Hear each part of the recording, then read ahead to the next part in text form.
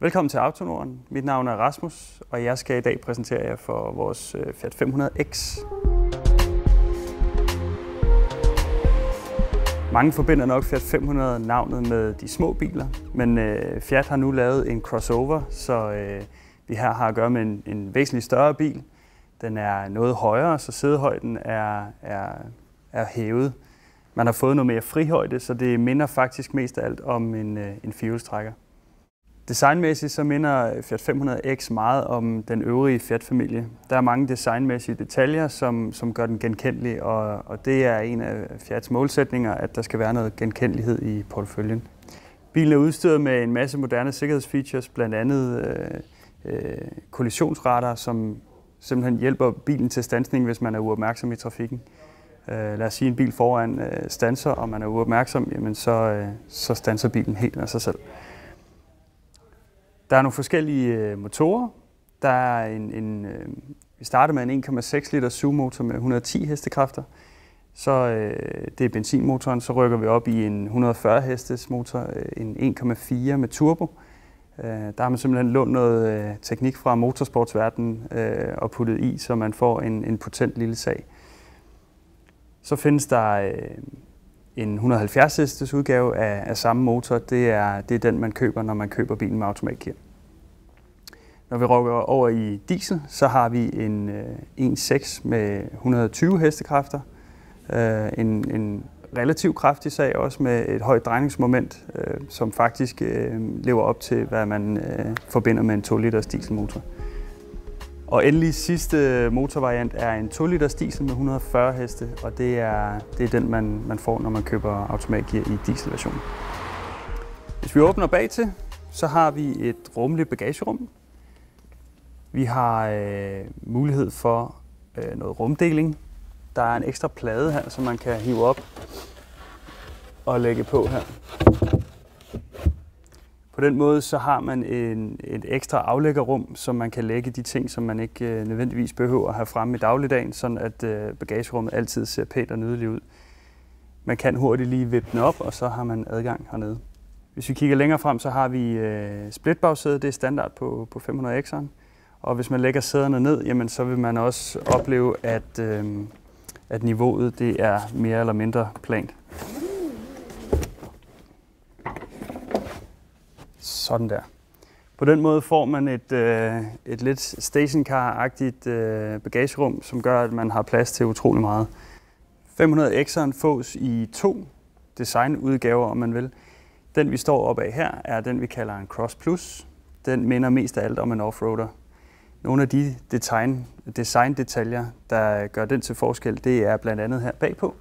Der er en titaniumsfarvet diffuser, og lige sådan foran, så er der også noget, der minder om en offroader til beskyttelse i terræn.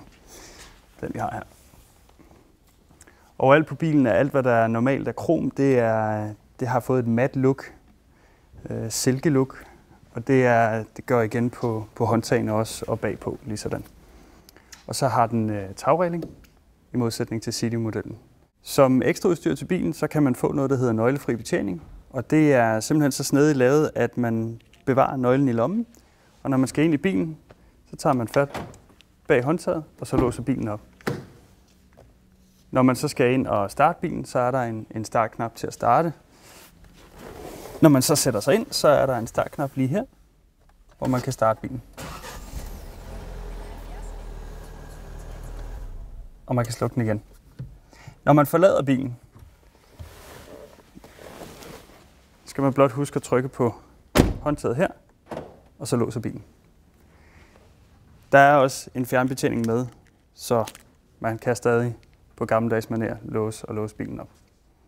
Når man sidder bag rattet, så får man hurtigt et indtryk af en meget høj kvalitet og en lækker finish.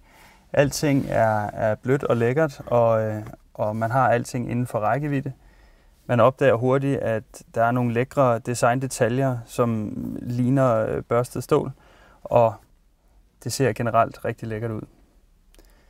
Man kan justere rattet både frem og tilbage og ud og ind, alt efter behov. Der er mulighed for automatisk klimaanlæg, navigation. Der er sågar turbomotoren på benzinsiden en mulighed for at, ja, for så vidt også diesel, og ændre på måden, bilen opfører sig på. Der er 3 indstillinger, en til almindelig kørsel, der er en til sportslig kørsel, og så er der en til, når det er glat føre, så man har super kontrol over bilen. Det går ind og griber ind ved servostyringen, det griber ind ved motorkraften, og det har også med klimaanlæg at gøre.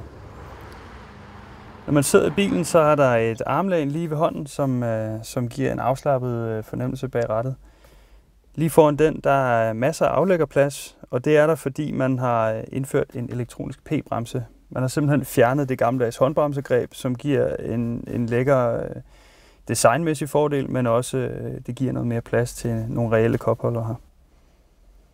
Der er USB-stik og håndfri til telefonen, så man kan høre musik efter behov, og man kan tale fuldstændig lovligt med et håndfrit system, som man har mulighed for her ved tommelfingeren og tage røret og lægge på, hvis telefonen ringer. Der er mulighed for masser af aflæggerplads. Der er et handskerum for neden her, hvor der er plads til servicehæfter osv. og en lille taske osv. Og ovenover også et lille aflæggerrum til, hvis man har en tegnebog eller en mobiltelefon eller lignende. Og det er lavet pænt, og igen, læg mærke til finishen. Det ser utrolig lækkert ud. Bilen er udstyret med automatisk nedblændig bakspejl, og det ligger lidt i ordet. Det blænder selv ned, så man ikke selv skal sidde og bruge tid på det. Der er en regnsensor indbygget i bilen, som registrerer, når der kommer vand på ruden, så går viskerne simpelthen automatisk i gang. Der er også lyssensor, som sørger for altid at have det rette lys på bilen. Den er desuden udstyret med fartpilot, som også bidrager til en behagelig kørsel på de længere ture.